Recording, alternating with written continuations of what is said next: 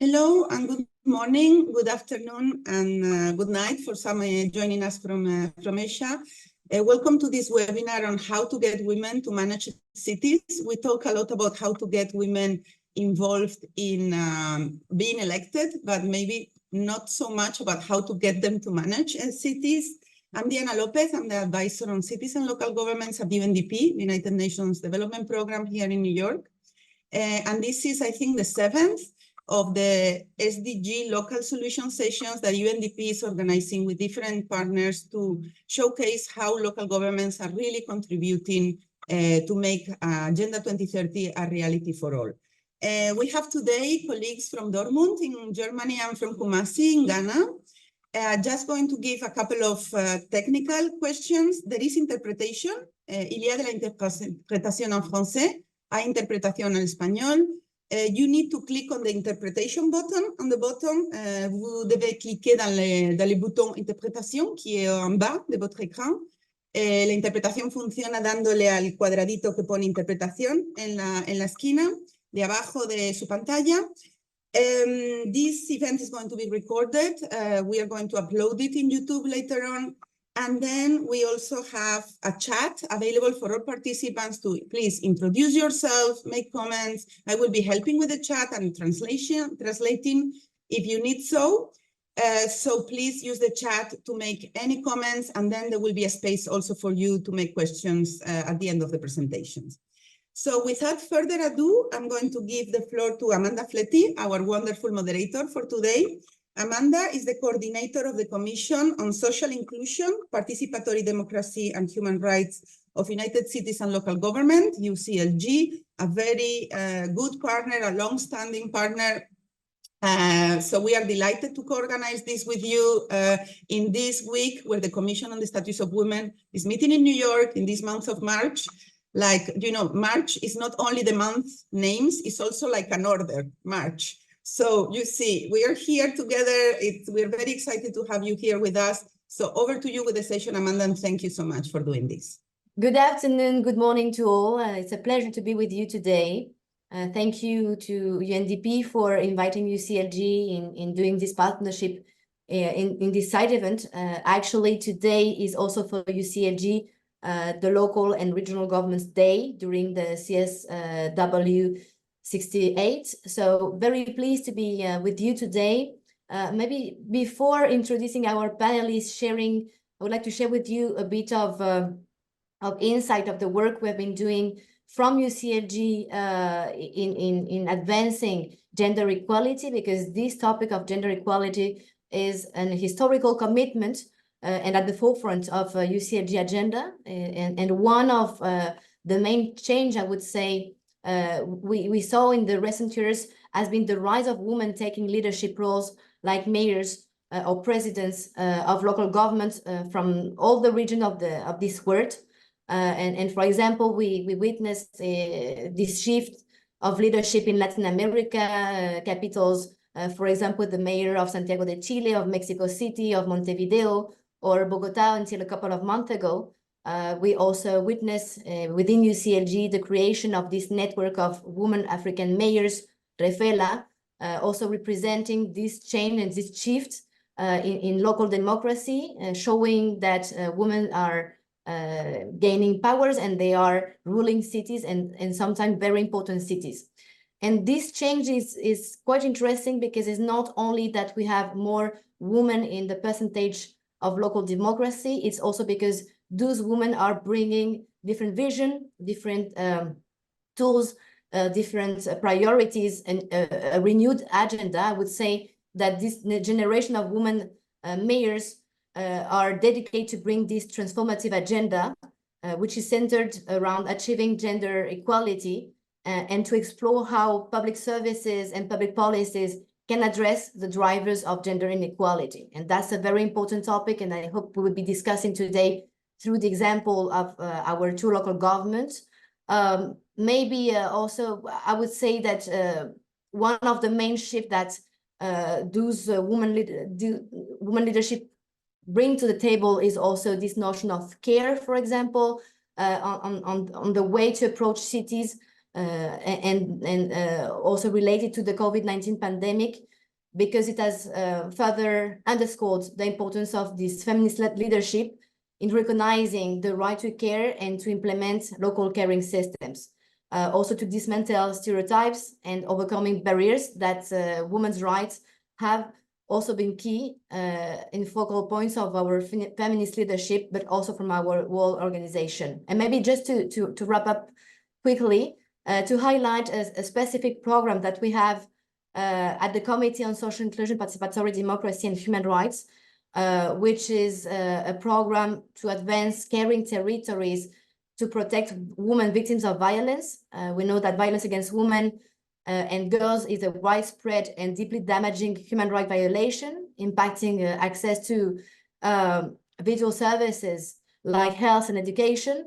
And through these programs that we are focusing on empowering local and regional government and leadership to tackle this issue, and also to point key challenges, trying to bring to the local government effective tools and mechanism of public policies to create safer communities and especially cities where women and girls can live without fear.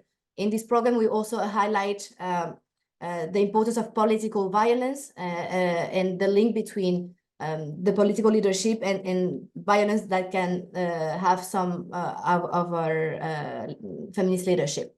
So I wanted to share with you a bit of this agenda that we have at UCLG to frame a bit the discussion as well. And without further ado, I would like to introduce our first panelist, Joshua Tetenote, who is project supervisor at Kumasi Global Mayors Challenge, UNDP. So Josh, the floor is yours, so you could share with us a bit of the experience of Kumasi in Ghana. Thank you so much. Thank you very much, Amanda. Folks, good morning, good afternoon, good evening.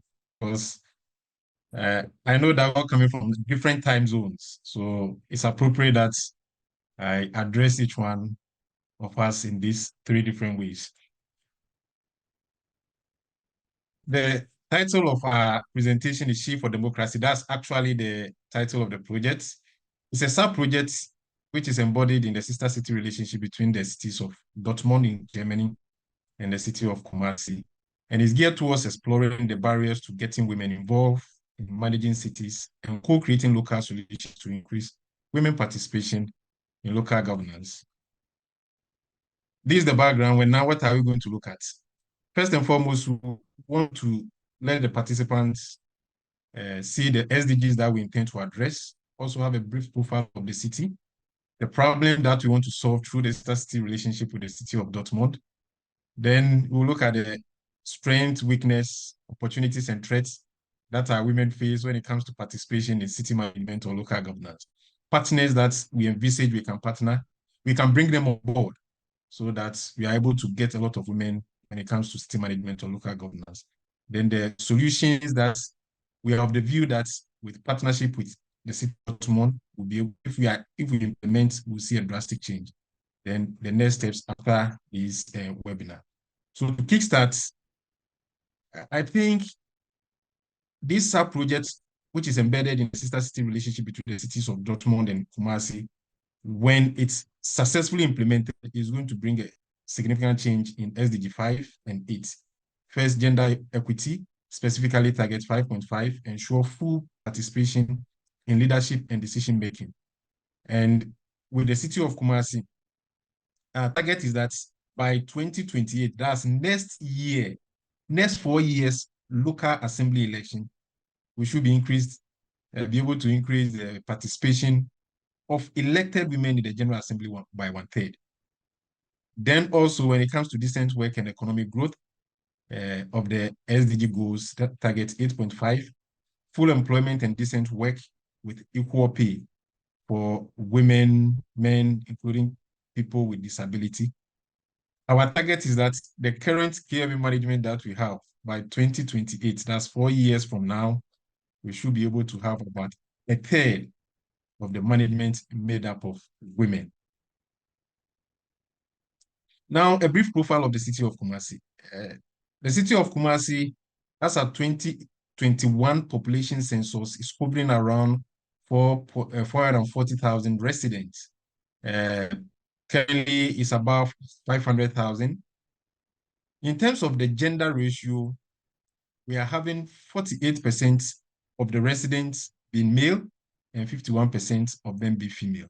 And the city is governed by 66 member assembly, general assembly, that's city councillors. The irony is that the city is female dominated. We have over 51% of the residents be female. The general assembly is made up of 66 members. However, we have only 6 women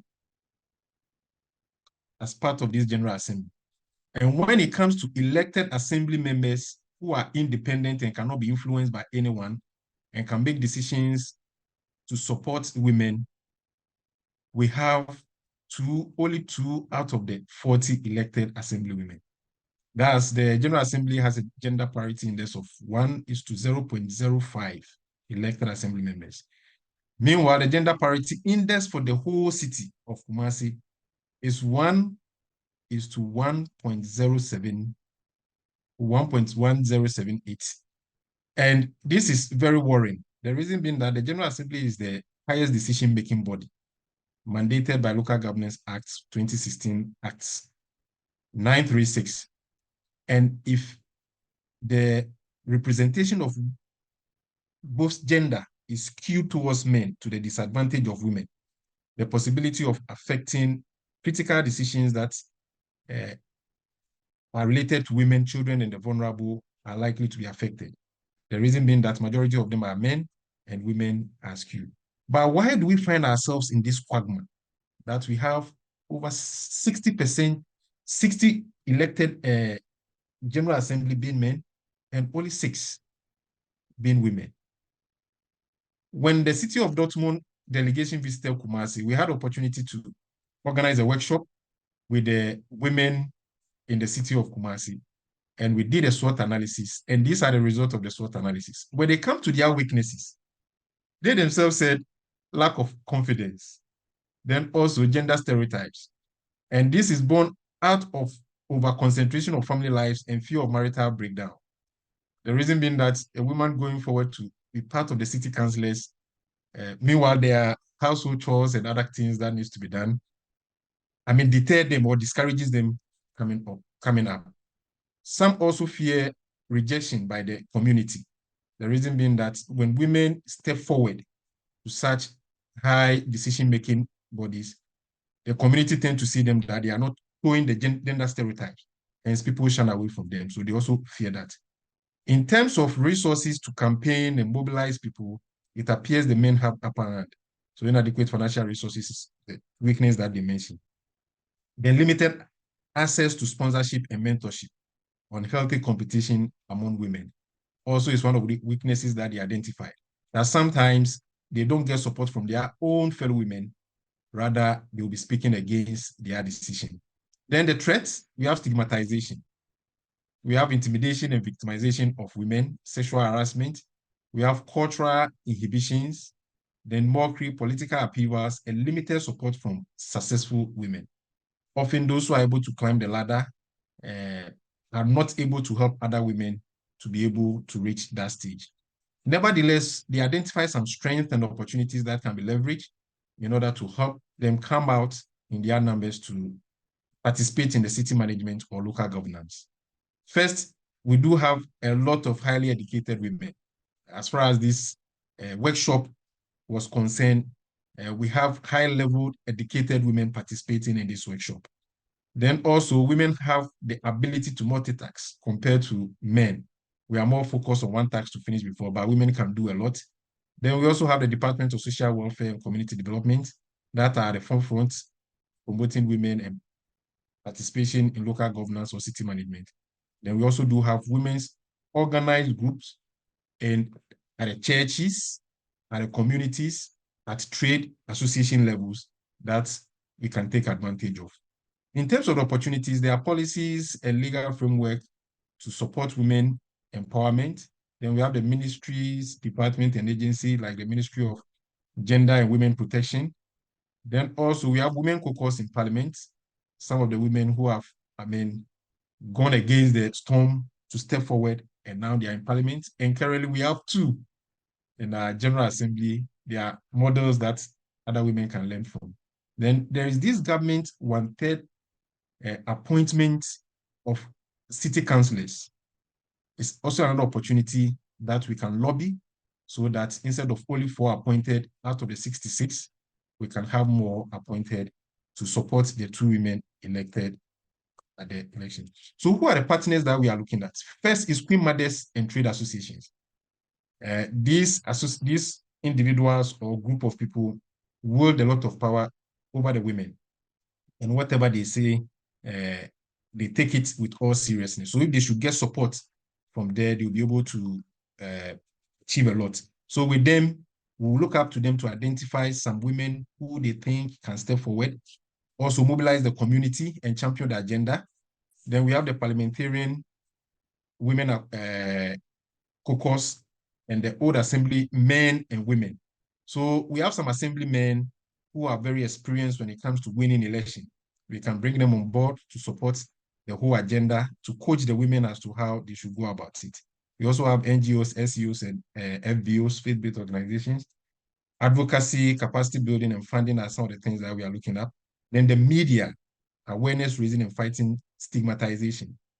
This part of our world, whatever the media says, is taken as sacrosanct, like the truth, regardless of whoever is behind the mic speaking. So if we should get the media to promote the idea that women can really support the management of the city, to go a long way to get a lot of women on board. And then we look at development partners, funding and creating platforms to share best practices. A typical example is what UNDP has done right now, giving us the platform, getting a lot of people on board to listen to our story, listen to the story of Dortmund. Then we can see the synergies that we can put together and how we'll be able to increase the number of women in our local governance. What solutions do we plan implementing? First is capacity building. So we intend focusing on training and resourcing the 2 elected assembly women that we currently have out of the 66 with the necessary skills and the logistics when it comes to community planning, mobilization, and execution. Then publicity of KPIs, strengthening the structures and mechanisms to intensify publicity on performance of the 2 elected assembly women. With these activities that we intend, or solutions that we intend pursuing, when we are able to do that, it will raise awareness and people will get to know that, after all, the 2 women that were given that opportunity have even excelled more than some of the men. So why don't we increase their number? So we intend implementing these 2 activities, targeting the 2 women who are elected. Then those who are yet to come on board, that's whipping their interest, courting their desire to be part of city management. We intend co-creating solutions, that's leveraging platform for sharing best practices to create local solutions to entice more women into local governance. A typical example is a webinar that we're having, then awareness raising, developing communication materials to engender women participation in local governance. After this presentation, or after this webinar, what do we intend doing? First is to conduct the needs assessment for training and resourcing for the 2 elected assembly women. Meet them, sit down with them, do a needs assessment and see where they need capacity building and logistics that they need to be able to perform well as a case study for getting more women to the General Assembly. Then identify funding agencies and study their grant requirements, prepare and submit proposals for technical and logistical assistance. Then when it comes to awareness raising, we are looking at to co-create key performance indicators with the 2 elected assembly women, identify and select media houses that can really help us to make the noise, create the publicity, and get a lot of women attention as far as this project is concerned. Then we have to work out time schedule with the media houses for media engagement. As frequent as possible, they giving these 2 women the platform to visit their radio stations, discuss with them what is going on at the General Assembly, at their local elected areas, what they are doing, and how the community members can support them so that they are able to achieve a lot. So the city of Kumasi, when it comes to She for Democracy, this is the challenge or the quagmire we find ourselves in. These are the strengths and opportunities and weakness and threats that the women themselves at the workshop identified, co-creating with them the solutions that we envisage, if when implemented, it will help us so that by 2028, 4 years from now, we'll increase their number from from 2 persons, 2 female in the General Assembly to about a third of women in the General Assembly. The same applies to KMA management structure. Thank you very much for your attention.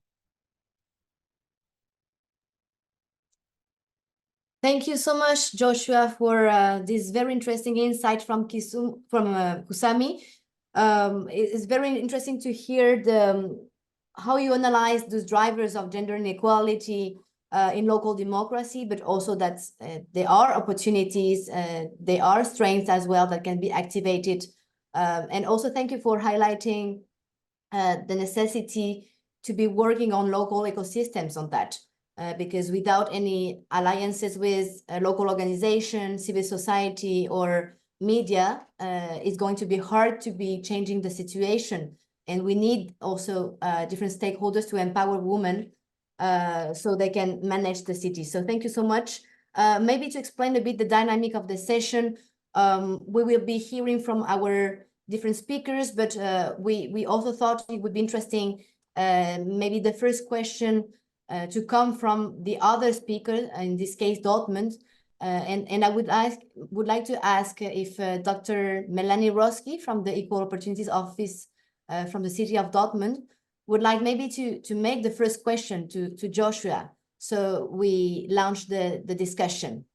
Melanie, the floor is yours.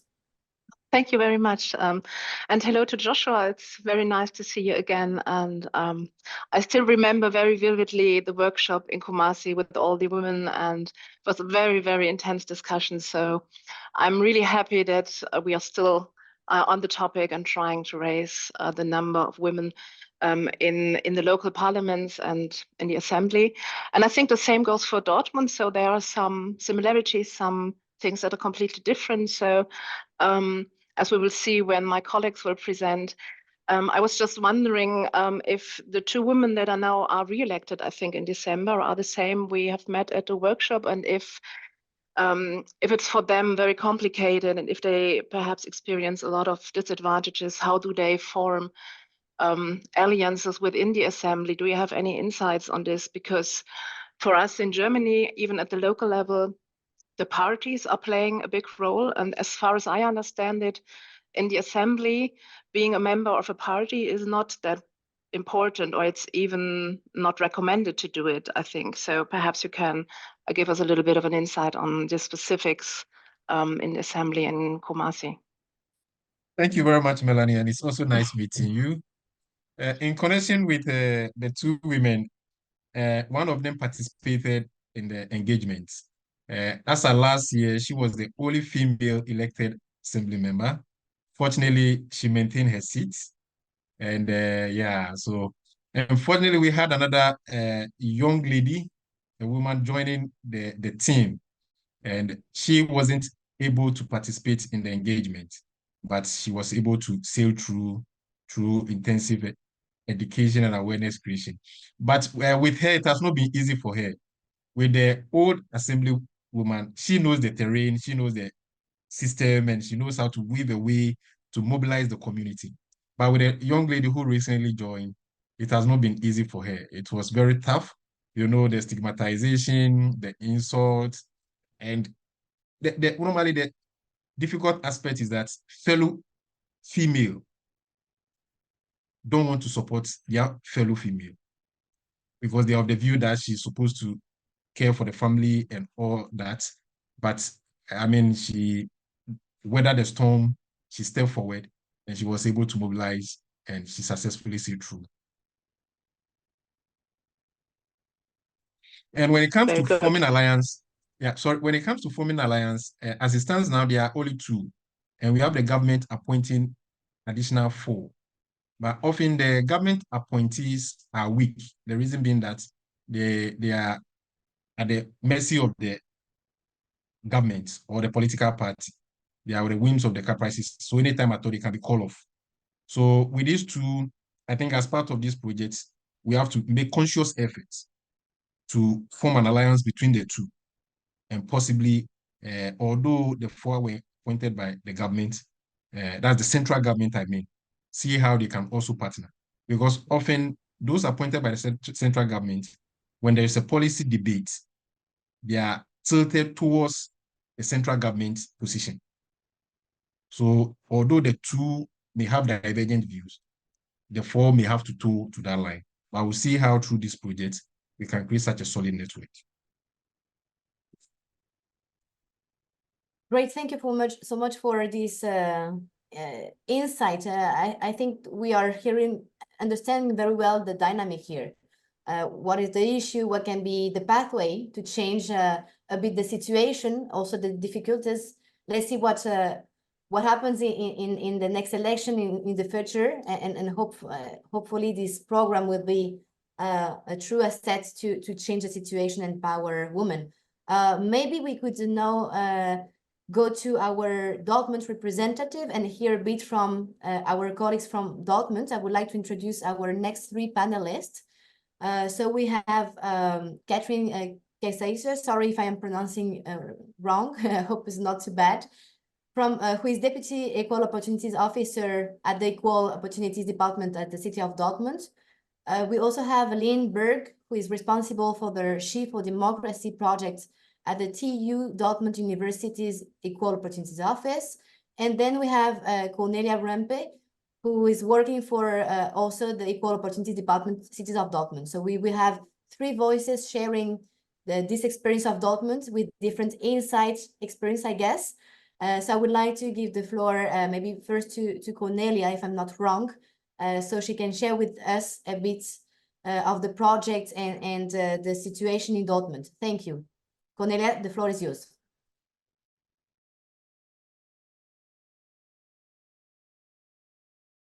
So please, I would like to, you need to unmute yourself. You are muted. I did the same mistake, so it's fine. Yeah. Now it's okay? Yeah. Hello, everybody. Good afternoon, good morning. Nice to see you, and thank you for being interested in these presentations. I would like to introduce ourselves quickly to you. Lynn Berg, as we already heard, is an employee at the local, Opportunities Office of the Technical University in Dortmund, which has more than 30,000 students. And Katrin and me are working at the Equal Opportunities Office of Dortmund. And we are responsible for about 11,000 employees and more than 600,000 inhabitants in the city of Dortmund. And She for Democracy is a joint project between the Technical University and the Stadt Dortmund. And we try to get young and diverse women interested and empowered for local politics. And Lynn will start she will share the presentation. And what we are going to tell you is, one moment. Yeah, we will talk about the development and effects of our program, She for Democracy. We will see what we are working with. We will talk something about the situation that we started with in our embassies. And we will talk about similar and recent projects that inspired and helped us to start She for Democracy.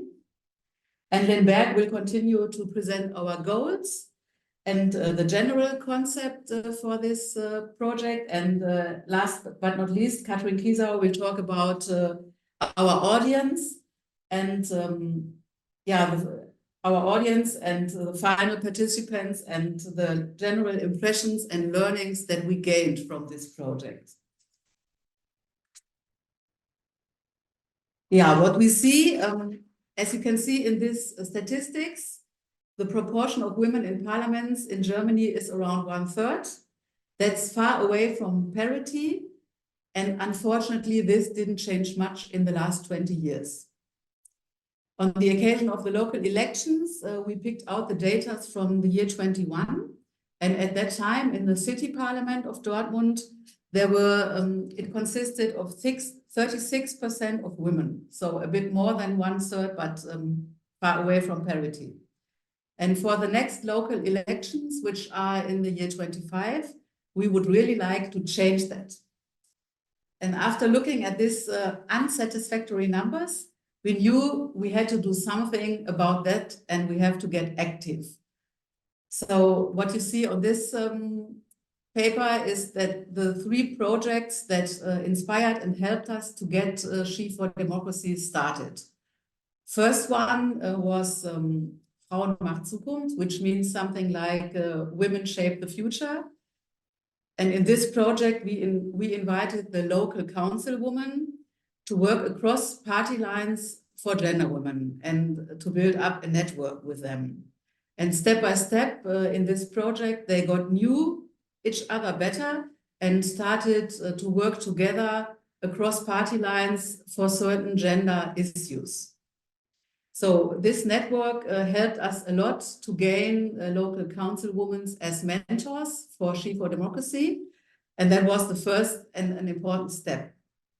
The second project that we see here was called Misch dich ein, Get Involved. And it was started in Berlin, our capital. And the audience were students from different cities in Germany. And Dortmund took part in this project. And this idea inspired us to do something own for the city of Dortmund. And the third one, which was also important, was a speed dating with a local councilwoman of Dortmund. And there, interested women had a good opportunity to ask questions directly and to get known these women personally, to see how they work and to get in a first contact. Yeah, these were the 3 projects that helped us and that were really important to start our next project together with a technical university. And I think my part is done.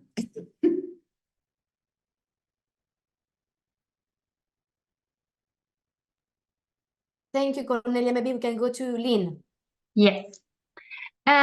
She for Democracy had several goals. First, it was to make politics accessible by making political processes transparent and understandable and making direct contact with political actors possible.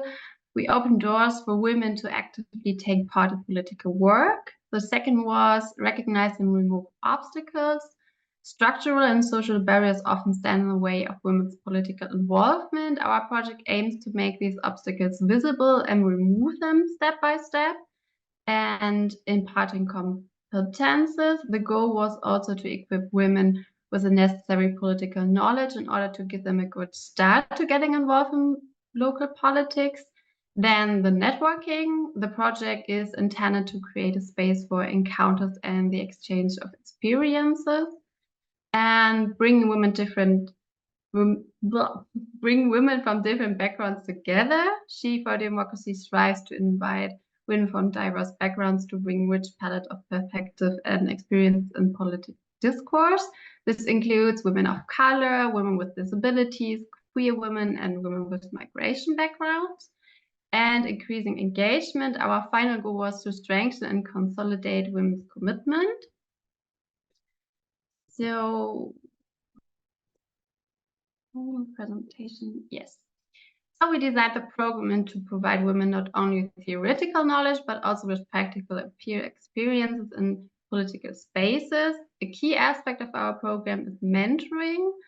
Here we offer women the opportunity to get to know local councilwomen personally and gain deep insights into their everyday tasks by attending council meetings. They also talked to them in an interview about their motivation and important tips on how to assert themselves politically. Then we had workshops. Our workshops were designed to teach important skills that are essential for political engagement. For example, a workshop about rhetoric, how they can use their voice and words to make their questions clearly and convincingly, and a workshop about micropolitics. Here, the women learn about the processes that take place behind the scenes and how small methods of power are used to shape politics. A highlight of our program was the field trip to Berlin to the German Bundestag and a discussion with a member of the Bundestag. We also had an accompanying program focusing on early German history and politics. At the end, we had a panel engagement has many different phases. Through this event, we wanted to show that being politically involved takes many forms and that every woman can go their own way.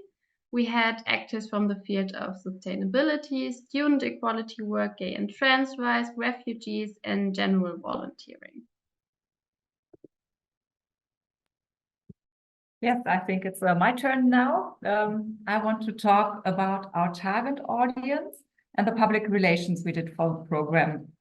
On the one hand, our target audience contained of the female students from the university, and on the other hand, from women from Dortmund's urban society and the female employees of the city administration. And to promote our program, we designed postcards and sent mailings and did advertising via social media. And so we received 40 applications for the 16 slots we had in total. As Lynn already said, in the selection process, we put a focus on diversity and to choose women with different backgrounds. It was important for us to get a good mixture of multiple interests and diverse views. The next slide shows our impressions as the organizers of the program and the feedback we got from our participants. We noticed a high level of interest in local issues, especially in ecological and social topics.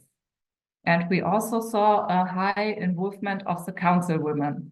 They invited the participants to their meetings, shared their experiences with them, and gave helpful tips for getting started in local politics. And we can say that She for Democracy created awareness for the importance of democracy. The women realized that democracy is not only a right, but it's also an obligation. And it can only work when people use their right to vote and are willing to get actively involved in their concerns.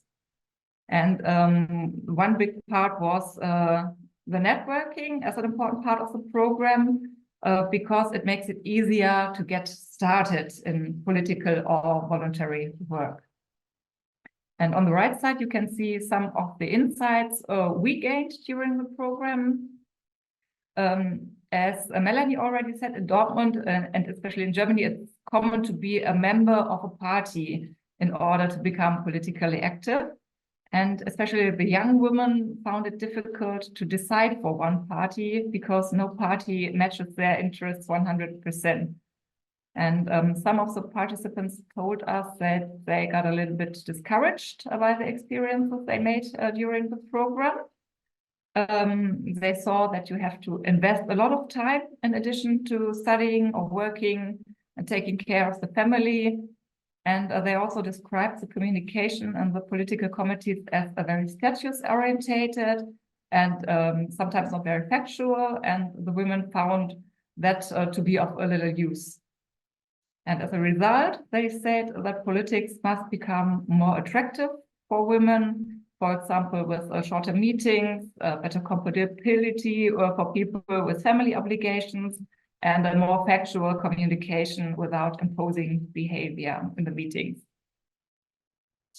Yes, and if you want to know more about our goals and projects, you can visit us on our socials or on our websites.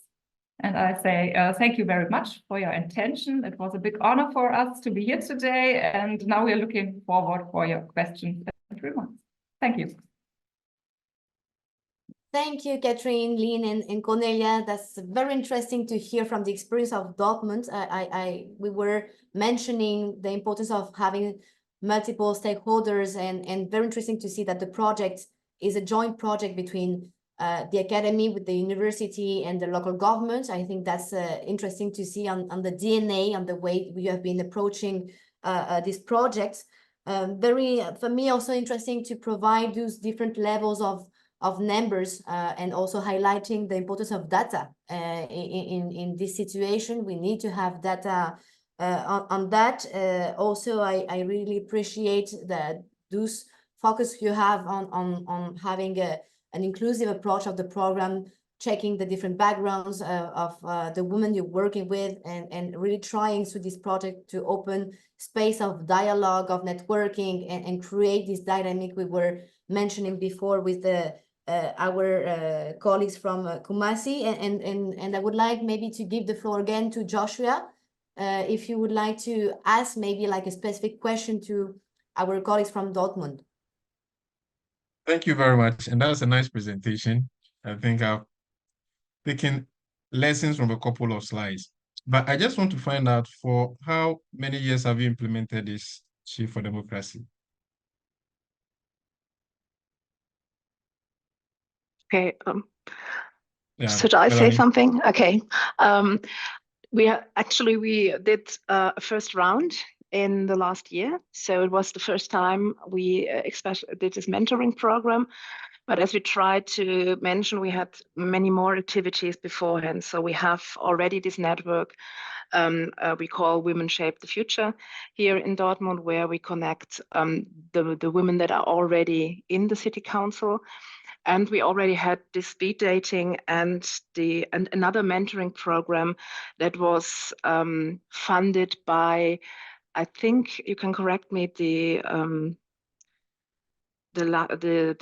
of North Rhine-Westphalia. So one of the federal, it was federal funding we got for this program. I'm not quite sure.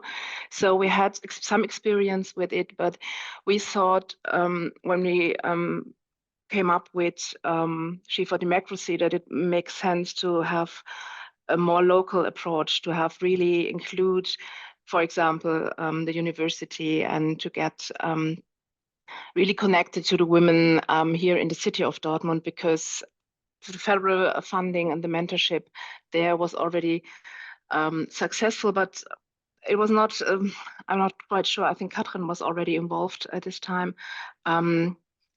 We thought it was more convenient and better to have more power over what the workshop will look like and what we can really do to support the women, and to really create a very unique program addressing especially the needs of the women here in Dortmund. Thank you very much. I think the activities are cutting edge. So I just wanted to find out, the reason why I asked the years, to find out whether you have took some successes, maybe some impacts when it comes to the number of women that maybe have been added to the already existing women in the local parliament. But since it started a year, then all that I'll look out for is how far is it reaching? When you go for your outreach and the workshop, how far is it reaching?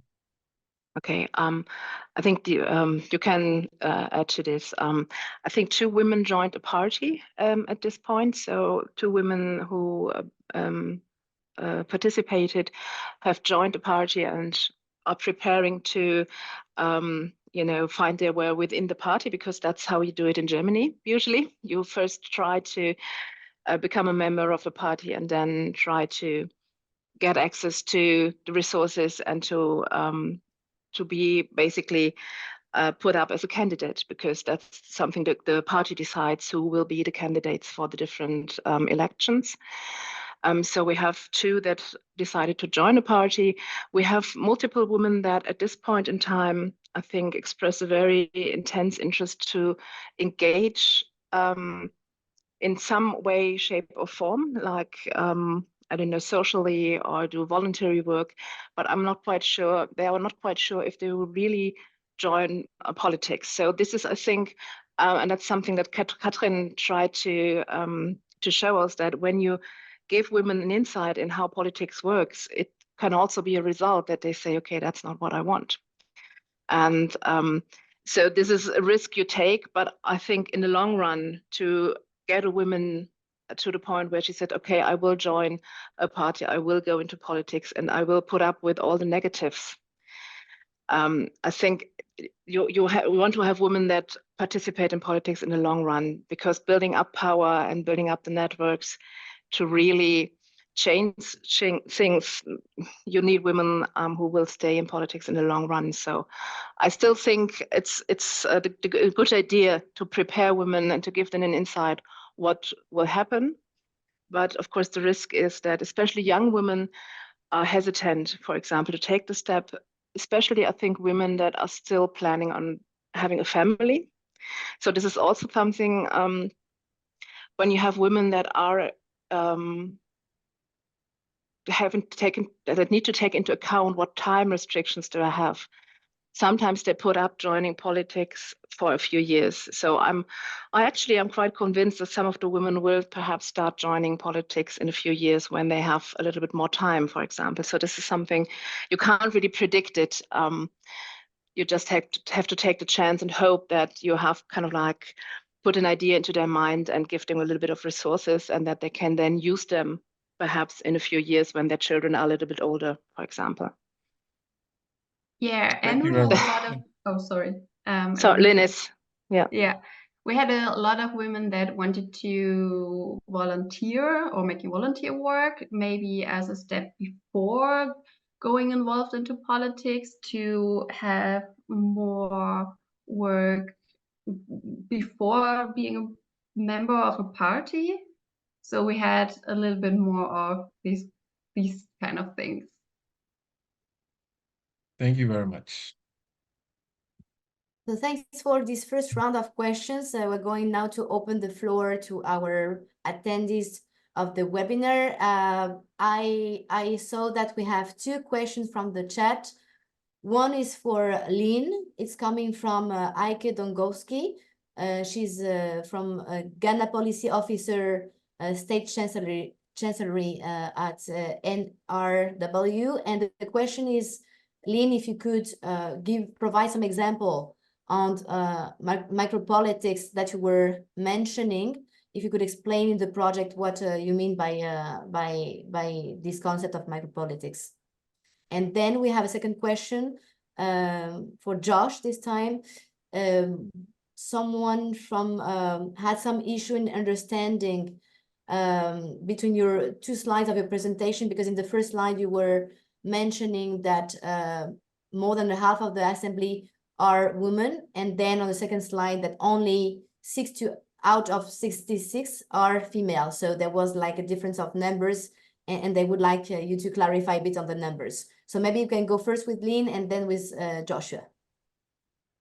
Yeah, I explained it was a workshop with external speakers, so we wasn't present in the workshop, but the main goal of the workshop was to show the women how they get more influence in politics, so the strategies you need for it, and to make your issues more heard when you have a specific topic you wanted to push more, so they learn strategies for that. So that's what you understood, Okay. this concept of micropolitics, right? Yeah, yeah. Thank you. I think it's clear enough. Joshua? Yeah, Amanda, in the presentation, sorry if maybe I got our participant confused. What I was saying is that when you take the city as a whole, we have over 440,000 residents. Female constitutes the majority when you take the city as a whole. But unfortunately, when you take our 66-member local parliament, we have only 6 women.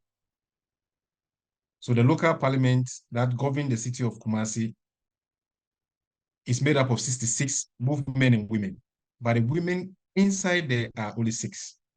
And even among the 6, we have only 2 elected as assembly women or local councillors. And there's a difference between an elected local councillor and government appointee. The elected becomes independent for the rest of the 4 years that is in the parliament. The reason being that when decisions come and it's against women or it's going to affect the vulnerable and children, she can voice out and vote against it. But those appointed by the central government often have to lean towards what the central government says. So it's good that the government has made some efforts, which we have to commend the central government for that. But now we want more independent women in the council, that's the local parliament. So I hope this clarifies the earlier presentation that I made.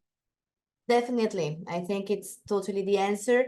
And thank you for clarifying. Yeah, you were showing the difference between the reality of women in the administration, in the territory, and the lack of representativity in the councils. So thank you so much for providing those numbers. I'm not saying that we have any further question, but I remember that Hamed Dalal raised his hand wanted to share some question. I don't know if we have any news from Hamed.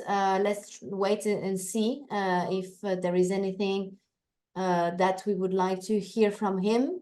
And I'm waiting for more questions from the audience, from the attendees, to our speakers. Meanwhile, maybe I could ask myself one, which is a bit something we have been raising right now in the conversation, but it's the relation with the different political parties on that, and the way those programs are related, are trying to work with the different parties locally to enhance the participation of women. Amanda, can you please come again? Yes, Joshua. I'm asking because that's a point we just raised in the discussion, is the relation of the program with the different political parties at the local level.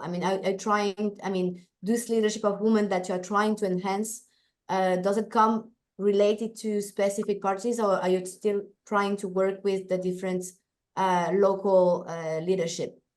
Yeah, I think our local governance structure and dynamics is a little different from that of Germany.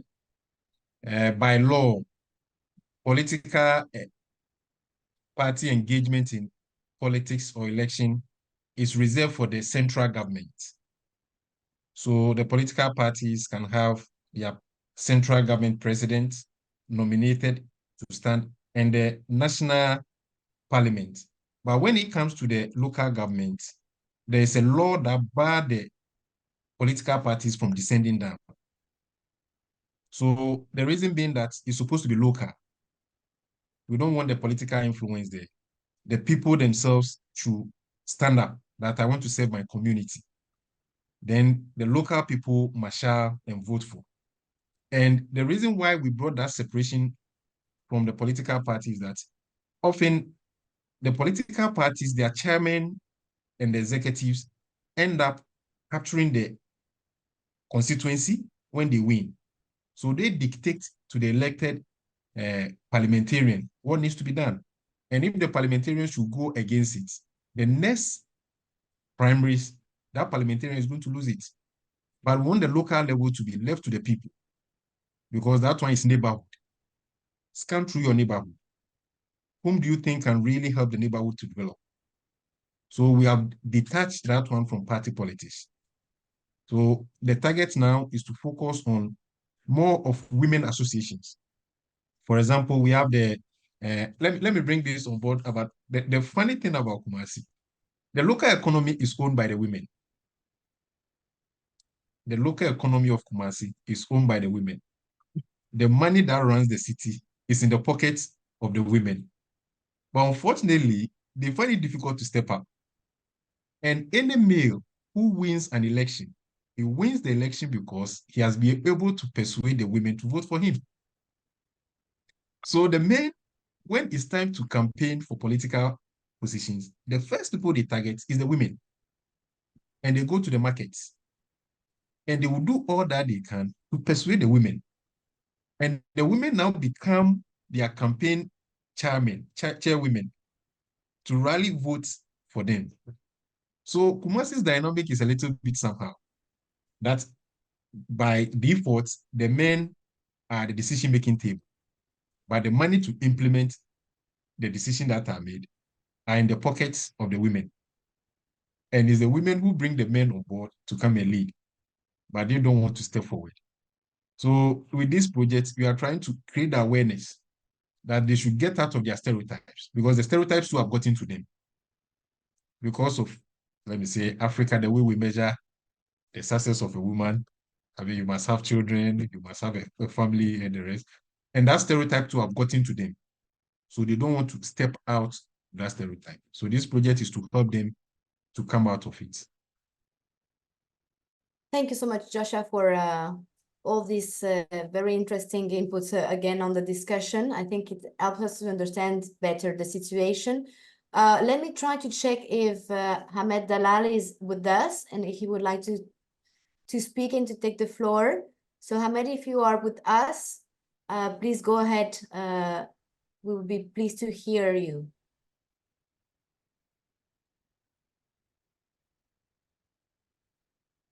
Yeah. I don't think, he's not, I can see his name, but there is, maybe it's not working up. Maybe now? Hamed Dalal? Hi. Perfect. Hi, everyone. Apologies. So when you were referring to Ahmed, my name is Ayan. I am representing, Ahmed sent to me on behalf of the local council, but I didn't understand. I actually thought Ahmed was also on here. Yeah, because there is So the I name, signed so I up. was not sure who was going to talk, but please go ahead. Yes. So thank you so much for such an interesting discussion. I thoroughly enjoyed it. So a little bit of background, I worked with women political participation for Somaliland in the 2021 elections for the local council as well as the parliamentarians.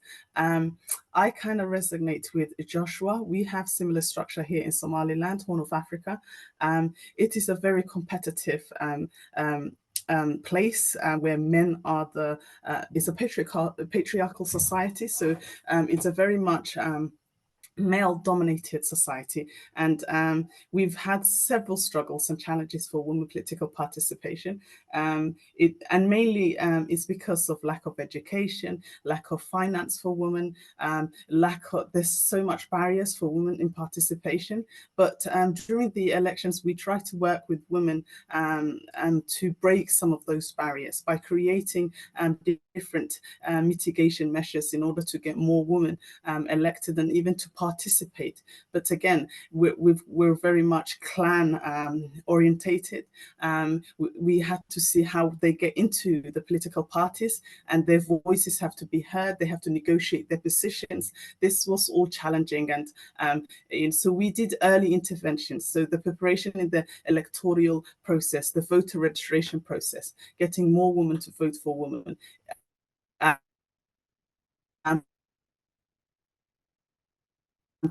Campaigns like that, awareness raising, social media to engage women, giving them those trainings, making sure they have platforms and influence so that they can have some votes, and actually trying to influence the public to vote for women and why they should vote for women.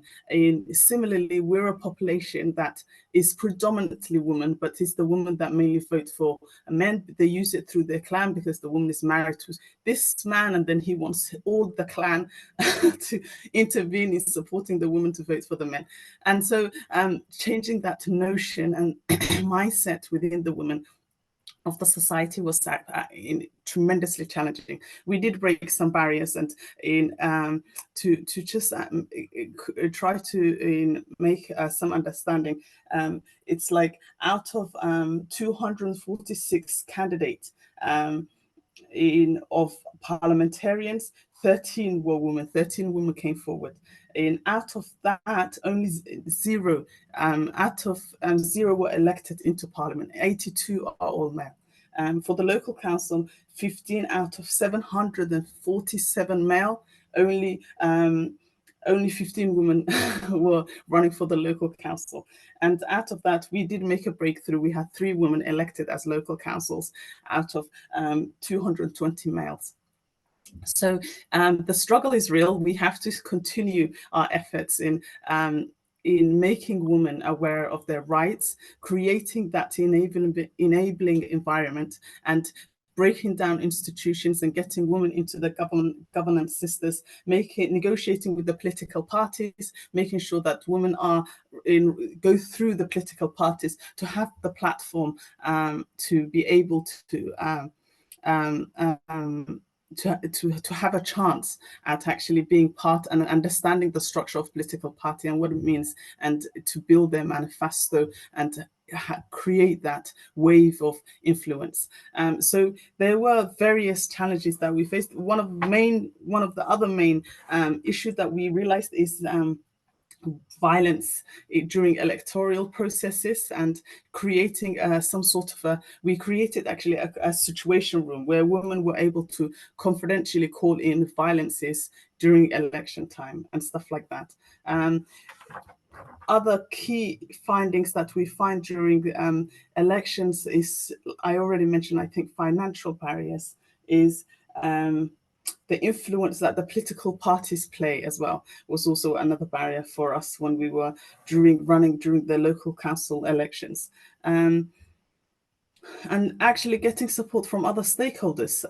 There are so many different stakeholders during an election that women should be aware of, and understanding and expanding their knowledge within what it takes to become a candidate or run for an election, and just building that knowledge and having women have resources and information and accessibility to information when the right time and when needed. So I think I'll stop there. I just wanted to resonate with Joshua in some of the things that he presented in his presentation. We had other similar campaigns as She Speaks, She Votes, all these campaigns during those. So I do also, Melanie, resonate with some of the points that you raised, and giving platform to women-only platforms. We've had debates for women and why it's important for women to participate in, and all of these were part of targeting the community, making women come out of their shells and realizing that there is a voice for them, and giving them role models was one of the things that we participated. So yeah, just thought I'd share all of that and I'm happy to, if there are any questions to answer. Thanks. Thank you very much for shedding more light. Yeah, thank you so much, Ian, for sharing the experience from Somaliland. I mean, those kind of events are also here to connect the realities between cities. So very, very interesting to hear from your experience and to see how it responds to the testimony of Joshua, and also on the difficulties that we can hear from Dortmund. I have another question in the chat. So it's coming from Angie Jost. I'm sorry if I'm pronouncing in the bad way, who is member of the City Council of Dortmund, and who was asking you, Joshua, if you could share with us in Kumasi, how many hours a week does an assembly member put into politics, and also if you can live from being a member of the assembly, or if you need to work beside that.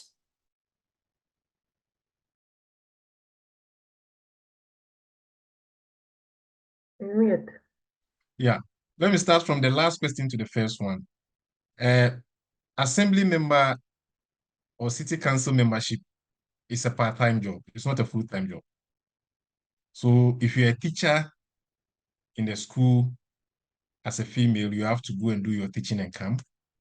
If you're a medical doctor, you have to go to your consulting room, you come back. If you're a program manager like Diana, you have to go manage your project and come. So it's a part-time job. So every week, they do have 2 subcommittee meetings. We have the General Assembly, then we have subcommittee that normally meets, deliberates on issues before it comes to the General Assembly. And every week they have to meet twice. So that is 2 hours, 2 hours, 4 hours before they go to the General Assembly. And General Assembly is about sometimes once in a quarter or twice in a quarter. So often where the catch is, the residents coming to your home is not attending the meetings, the deliberations, and the rest, but it's a local leader. And they don't see the parliamentarian, because the parliamentarian is moved to the national capital to legislate laws and the rest. So you, the assembly member or the city councillor, you are left in the neighborhood with the residents. So whatever problem that they face in the neighborhood, the first point of call is your house. And they don't have offices. So you may be there with your family, with your husband and children. Then the resident will just walk in with an issue. How do you attend to it? So these are sort of the dynamics that discourages them. So in terms of hours committed, I would say every week, maximum 6 hours. If there's General Assembly meeting, 9 hours, then you have to do your own job. Then when it's time for meeting, you have to close or take a leave and join the assembly or subcommittee meetings. Then when you finish the subcommittee meetings, you go back to your normal work. Thank you, Joshua. Maybe I could, Cornelia, if you would like to raise some points and answer as well, please, the floor is yours. Yes, I just asked one of our councilwomen because I know she is listening, and she said she invests roughly 20 to 30 hours a week. But of course, that depends on how the situation is and what the themes are on the topic. But in Germany, it's a lot of time that you invest, and you do it beside your job and your family life. That's I only wanted to say because she is here and she wrote it to us. So. Great. And if I may seek some clarity from her, is the 20 hours spent at the assembly, the city council block, or outside the city council block? Not 20 hours or 26 hours? I think it's both. You have, of course, the meetings in the city council, but you also have preparing meetings. You prepare decisions with the party. You have discussions in little groups. You have working groups. So I think it adds up, and as a whole, it's 20 to 30 hours, depending on if there is a city council meeting in the next week. I think it's more up to 30 hours beforehand, and perhaps the weeks after it's a little bit less. But I think the difference is, as you mentioned, that in Germany, I'm quite sure that perhaps if you go shopping and somebody sees you and recognizes you, they will ask you a question about the last decision the politics made, but they usually won't come up to your home. So there is a little bit more separation between your political work and your private life. So in Germany, that's how I would assume. Unfortunately, in this part of our world, there's no separation. Since you are a local leader, your home also becomes the office of a local leader. And here too, every weekend, you have to devote about 6 hours of your time attending social events, especially funeral. It's one of the avenues to win election. We normally organize it on Saturdays. If you really want to win an election, you should be frequenting funerals. So we have the morning section that starts as early as 6, 7. Then we'll go for the interment around 9, 10. Then there's the afternoon session that starts 2 o'clock and ends 6 o'clock. So if you really want to win an election in an environment, this social event should be a priority to you. Be there in the morning, you greet the family members, you give them words of condolence, comfort. Then in the afternoon too, you come, you do some donation. These activities endear you to them that you really care. You are really concerned. If you are detached from this, you are going to lose totally. Even at the national level, there are some parliamentarians who have lost totally. The reason being that the community said they are not friendly. They don't attend social events. They don't attend social gatherings. The only thing they claim they do is to formulate laws. And the community is of the view that whatever you formulate up there comes down to us to live with. So be closer to us so that we see that at least we have a partner that is helping us to sail through whatever we find ourselves in. Thank you, Joshua. So we are arriving to the end of this session. Very interesting discussion indeed. We had the last comment in the chat, but maybe we will not.